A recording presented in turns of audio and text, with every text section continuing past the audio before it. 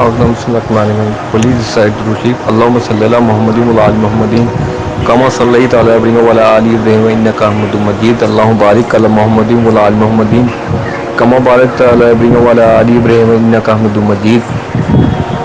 الطور قرآن کی سورۃ نمبر 3 سورۃ آل عمران آیات نمبر 200 میں ارشاد باری تعالیٰ ہے. یہ آیات صبر کے متعلق ہے. اس میں اللہ تعالیٰ ارشاد فرماتے ہیں ترجمہ یعنی دین و اسلام پر ثابت قدمی سے جمے رہو. صابرو یہ بات مفعلہ سے ہے جس میں مقابلے کا معنی پایا جاتا ہے، یعنی کافر مقابلے میں ان سے بڑھ کر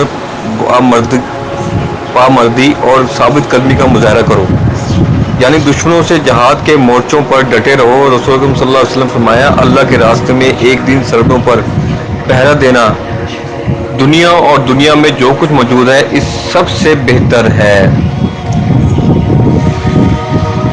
بخاری الجہاد و سعیر باب فضل رباط یوم فی سبیل اللہ 2892 ان سہیل بن سعد رضی اللہ عنہ اور آپ صلی اللہ علیہ وسلم نے فرمایا اللہ کے راستے میں ایک دن اور ایک رات کا پہرا دینا ایک مہینے کے قیام اور صیام سے بہتر ہے. اور اگر اس حالت میں مجاہد فوت ہو گیا تو اس کا وہ عمل جاری رہے گا جو وہ کیا کرتا تھا اور اس کے مطابق اس کا رزق بھی جاری رہے گا، نیز وہ آزمائش سے بھی محفوظ رہے گا.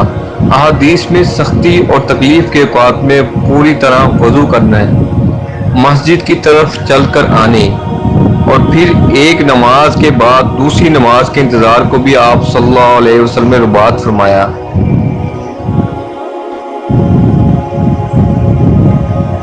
ابن کثیر رحمۃ اللہ نے اس مقام پر اللہ کی راہ میں مورچہ بند ہونے اور پہرا دینے کی بہت سی حدیث جمع فرمائی ہے. اللہ تعالیٰ سے دعا ہے اللہ تعالیٰ جو آیات پڑھی اس کو سمجھنے اس پر عمل کرنے